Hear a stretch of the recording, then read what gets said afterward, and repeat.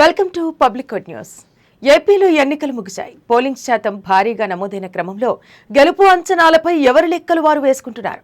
ఈ నేపథ్యంలో లక్షలాది మంది చర్చించుకుంటున్న నియోజకవర్గాల్లో నగరి కూడా ప్రధానంగా ఉంది. తమిళనాడు సరిహద్దు ప్రాంతమైన నగరి నియోజకవర్గం పోరు ప్రతి ఎన్నికల్లోనూ రసవత్తమే. ఇక్కడ గెలుపోటములు దోబూచులాడుతూ చివరి రౌండ్ లెక్కింపు వరకు అభ్యర్థులను ఒత్తిడికి గురిచేస్తాయి.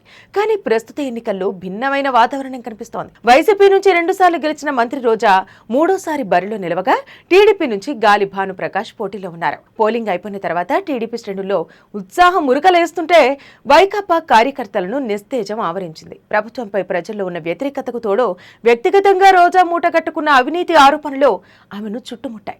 రోజాపై పెరిగిపోయిన వ్యతిరేక పవనాలు ఆమెను ఓటమి పాలు చేస్తాయనే టాక్ వినిపిస్తోంది.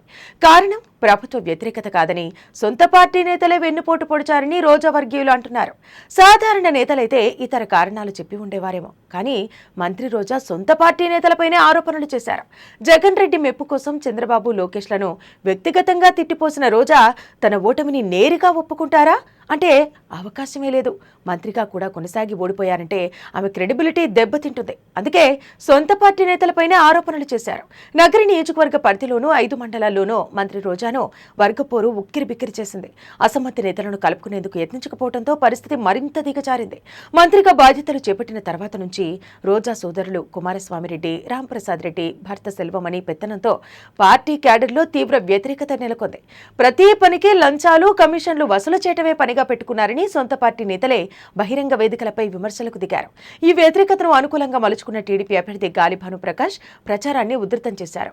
వైసీపీని వీడే నేతలకు కొందరికి టీడీపీ అధినేత చంద్రబాబుతో పార్టీ కండువా వేయించగా మరికొందరితో లోపాయికారి ఒప్పందాలు చేసుకుని రోజాను దెబ్బతీసే వ్యూహాలను అమలు చేశారు. నియోజకవర్గ వ్యాప్తంగా రోజా అక్రమాలపై విస్తృత ప్రచారం చేసి ఓటర్లను ఆకట్టుకునే ప్రయత్నం చేశారు.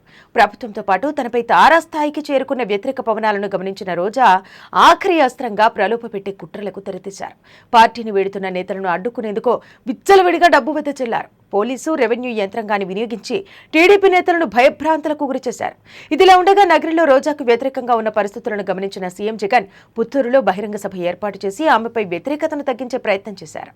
స్థానిక పార్టీ నాయకులందరూ రోజాతో కలిసి పనిచేయాలని సూచించిన ఫలితం మాత్రం శూన్యం.